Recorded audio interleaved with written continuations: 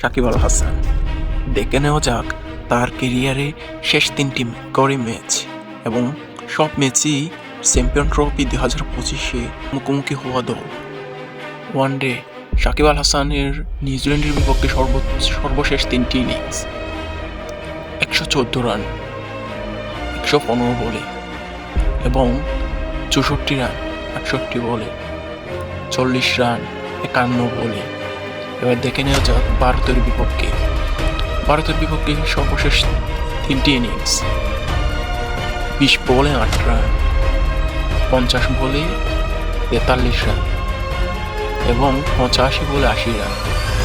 এবার দেখে নেওয়া যাক পাকিস্তানের বিপক্ষে সর্বশেষ 3টি ইনিংস 77 বলে 64 রান ও 53 রান বাই 57 বল, 64 বলে 43 রান।